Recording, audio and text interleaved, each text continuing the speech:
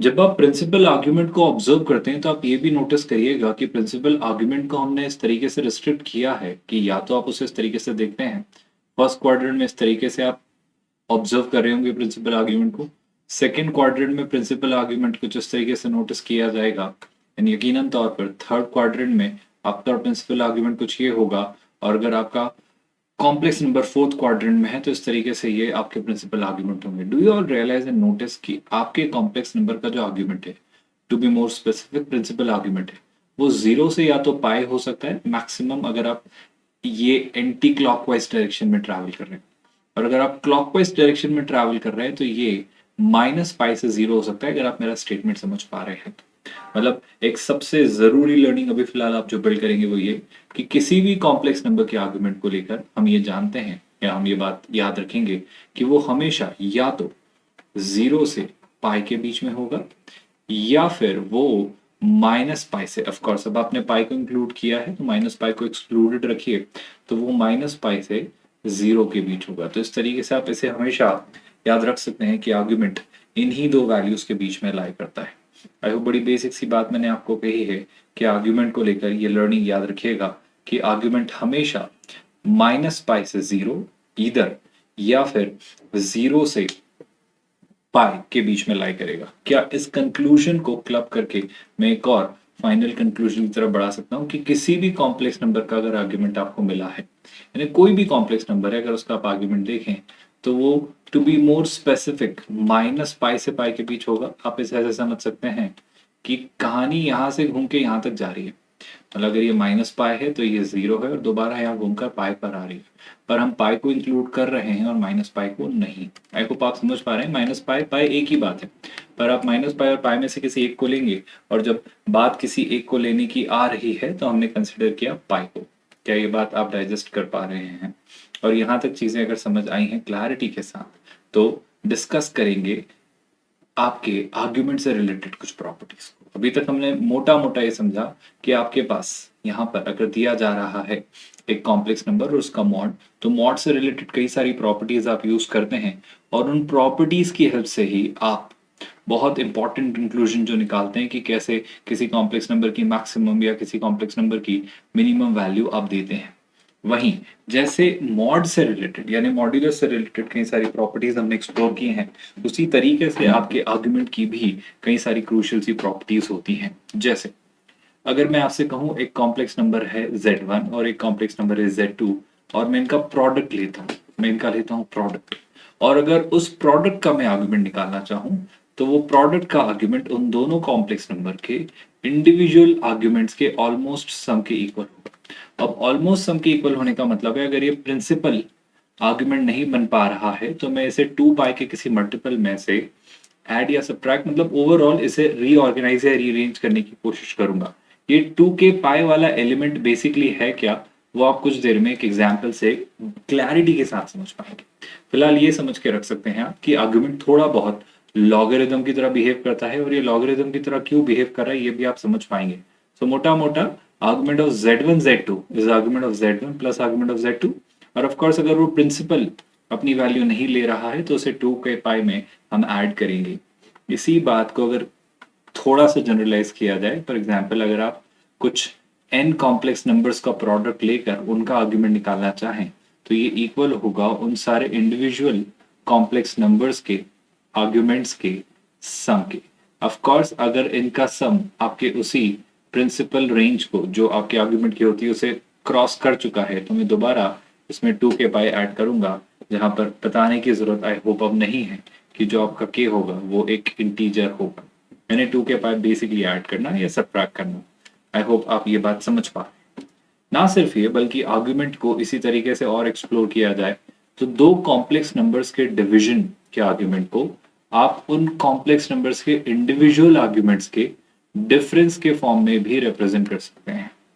दोबारा मैं यहाँ पर एक छोटी सी टर्मिनोलॉजी इंट्रोड्यूस करूंगा कि अगर वो प्रिंसिपल रेंज में नहीं है तो 2 के पाई, जहां पर 2 पाई का बेसिकली मल्टीपल है 2 के पाई यानी के कुछ भी इंटीजर हो, इस तरीके से आप ये भी पाएंगे। इन सारी बातों का proof to be more precise मैं आपको तब दूंगा जब हम ऑयलर्स फॉर्म पढ़ेंगे।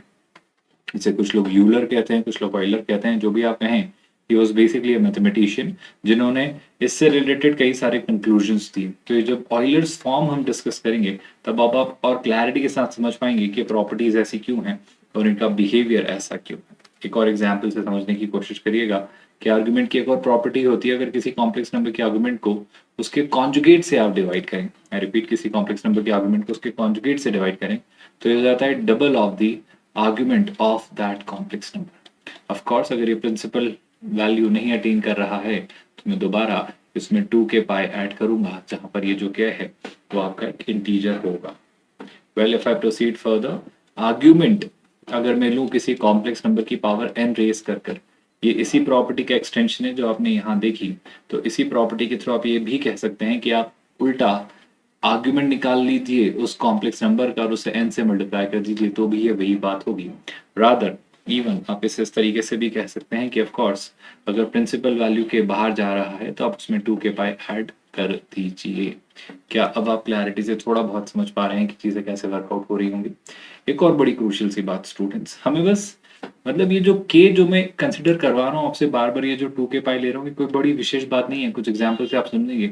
ये 2 के पाई हमें अपनी इंटेलिजेंस से चुनना है कुछ इस तरीके से कि ये जो कंक्लूजन आए, ये जो 2 के पाई में n into argument of z में ऐड करूं तो ये वैल्यू मेरी प्रिंसिपल आर्ग्यूमेंट की रेंज में आ जाए। बस इतना सा रीजन है 2 के पाई को इंट्रोड्यूस करके रखने का।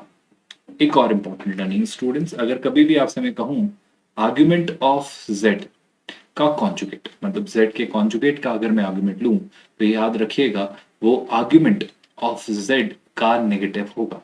ऐसा क्यों है, आप इसे क्वाड्रेंट्स के थ्रू देख सकते हैं कि z का z बार अगर ये देखा जाए तो एक्स एक्सिस में मिरर इमेज होती है, तो अगर z फर्स्ट क्वाड्रेंट में है तो z बार फोर्थ क्वाड्रेंट में, अगर z सेकंड क्वाड्रेंट में है तो z बार थर्ड क्वाड्रेंट में, एंड वाइस वर्सा। तो क्लियर सी बात है कि इनके आर्ग्यूमेंट में सिर्फ एक नेगेटिव साइन का डिफरेंस होगा और इस तरीके से कंपेयर किए जा सकते हैं।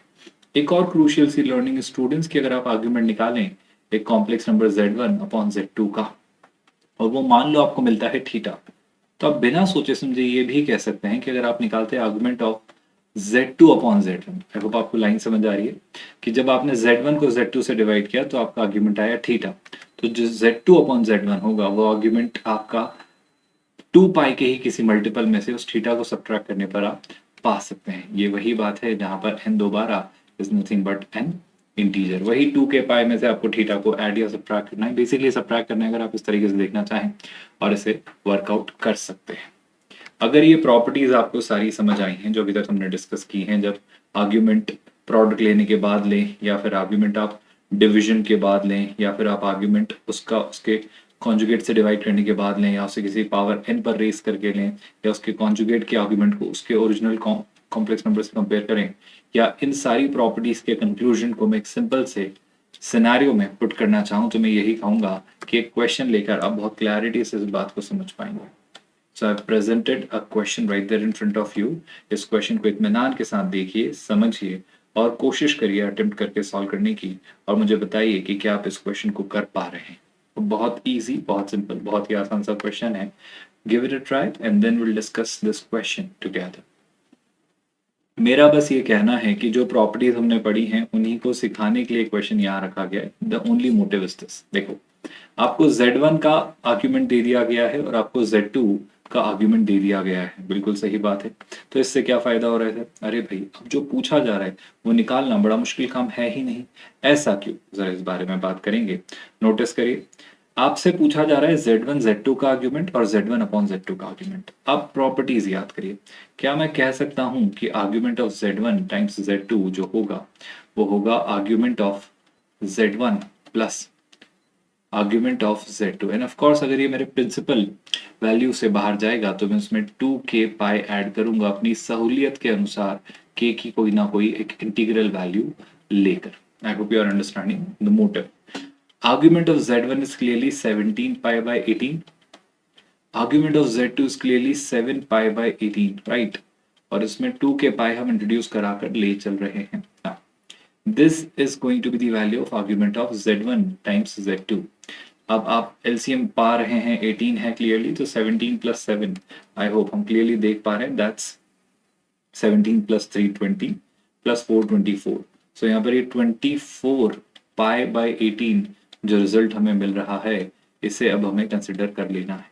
24π/18 को आप चाहें तो थोड़ा सिंप्लीफाई कर सकते हैं, और अगर आप इसे सिंप्लीफाई करें तो आप क्या पाएंगे वो देखिएगा। शैल आई से अगर मैं सिर्फ इस एक्सप्रेशन को देखूं, अभी 2k को पिक्चर में ना लाऊं, तो देखिएगा गौर से 2k क्या होता है और आप इसे कैसे सोच सकते हैं इस बारे में विचार करेंगे। 6 का 4 टाइम्स 24, 6 का 3 टाइम्स 18, तो दैट्स नथिंग बट कितना 4π/3, राइट। प्लस कितना है स्टूडेंट्स, प्लस 2k। क्या इसी बात को मैं ऐसा लिख सकता हूँ पाई प्लस π/3 प्लस 2k। अब ये 2k कैसे आप अपनी सहूलियत से यूज करेंगे वो समझिएगा। मान लो 2k यहाँ है ही नहीं, वो तो हमने अपने कन्वीनियंस के लिए लिखा है। आप अगर थोड़ा इसे इमेजिन करें तो आप समझ पाएंगे। शैल आई से पाई यहाँ कहीं होगा, और पाई में अगर π/3 ऐड किया तो this is going to be the value of pi plus π/3। मतलब जो कॉम्प्लेक्स नंबर आपका आएगा z1.z2 उसका आर्ग्यूमेंट ये होगा पाई प्लस π/3। पर हमने ये सीखा है कि अगर कॉम्प्लेक्स नंबर थर्ड क्वाड्रेंट में हो, so instead of pi plus π/3 I should be considering इसकी क्लॉकवाइज डायरेक्शन में दी गई है वैल्यू। तो मैं कहूंगा देखो भाई, ये जो एंगल है, इतना एंगल जो है ये तो पाई है, और ये जो एक्स्ट्रा एंगल यहाँ पर आ रहा है ये π/3 है। तो क्या आप मुझे कॉमन सेंस से ही ये नहीं बता पाएंगे कि ये जो बचा हुआ एंगल है this is pi minus π/3? Well that's nothing but कितना students 2π/3। So this is how you figure out the values. So did you all understand? आप यहाँ पर 2k को इंट्रोड्यूस ना भी करें और अपने कॉमन सेंस से सोचें तो भी आप इस तरीके से अपने रिजल्ट्स और कंक्लूजन्स ला सकते हैं। यानी टेक्निकली हमने यहाँ कुछ नहीं किया है, बस इस तरीके से चीज़ों को सोचा है और समझने की कोशिश की। बस एक लर्निंग छोटी सी याद रखिएगा, क्योंकि मैंने इसे क्लॉकवाइज डायरेक्शन में कंसिडर किया था, तो क्या आपको ये नहीं लगता कि यहाँ पर जो साइन हमें लेना चाहिए था वो नेगेटिव होना चाहिए था? तो ओवरऑल जो फाइनल कंक्लूजन होगा वो ये होगा कि पाई प्लस π/3 तो पिक्चर में थे, 2k की वैल्यू मैंने k की वैल्यू 1 ले ली है, दैट गिव्स यू -2π। और जब आप इसे सॉल्व करेंगे so this is nothing but 2π/3। So हम k अपनी सहूलियत से लेते हैं और उसके अकॉर्डिंग आंसर्स को वर्कआउट करते हैं। मैं कहूंगा इतनी मेहनत अगर नहीं भी करनी है तो फटाफट प्लॉट कर लीजिएगा, क्वाड्रेंट देख लीजिएगा और आपका आंसर आपके सामने होगा। एक और इसी में क्वेश्चन आपको दिया गया था, argument of z1/z2। I hope ये डिस्कशन भी आपको याद है। प्रॉपर्टी को ही अगर आप एक्सटेंड करें सो this is argument of z1 minus argument of z2। Again अगर कहीं भी ये रेंज से बाहर जाएगा तो मैं इसमें 2k ऐड करूंगा। आर्ग्यूमेंट ऑफ z1 आपका 17π/18 था अगर आपको याद आ रहा हो तो, और आर्ग्यूमेंट ऑफ z2 आपका 7π/18 था अगर आप रिकॉल कर पा रहे हैं। तो इसमें मैं 2k एहतियातनी तौर पर कंसिडर करते हुए चलूंगा। 17 - 7 10 होता है, और 10 को अगर 18 डिवाइड करता है दैट्स 5/6, यानी 5π/6 आपका ये एक्सप्रेशन निकल कर आ रहा है। अब मेरा ये कहना है कि आप हेल्प करेंगे मुझे ये समझ लेने में कि 5π/6 कौन से क्वाड्रेंट में होगा। देखो 5π/6 क्लियरली पाई से छोटा होगा, यानी कि ये यहाँ कहीं होगा, ये सेकंड क्वाड्रेंट का किस्सा है। और अगर ये सेकंड क्वाड्रेंट का किस्सा है तो ये जो वैल्यू आई है 5π/6 ये इस कॉम्प्लेक्स नंबर जो आपने निकाला है z1/z2 इसकी प्रिंसिपल वैल्यू ही है। तो आप k की वैल्यू सीधे सीधे 0 लीजिए और अपना आंसर मार्क करिए 5π/6। आई होप अब आप समझ पा रहे हैं। 2k कोई एक बहुत बड़ा विशेष मैटर ऑफ कंसर्न आपके लिए नहीं होना चाहिए, बस आपको ये इल्म रहे कि ये जो सिंपल सा एक्सप्रेशन है वो आपके इस बात को रिजॉल्व रखने के लिए रखा गया है कि आप कभी भी प्रिंसिपल वैल्यू को क्रॉस ना करें आर्ग्यूमेंट की। आगे बढ़ते हैं, एक और क्वेश्चन लेते हैं ताकि आप और बेहतर तरीके से आर्ग्यूमेंट को समझ पाए। I am just pasting it right there in front of you.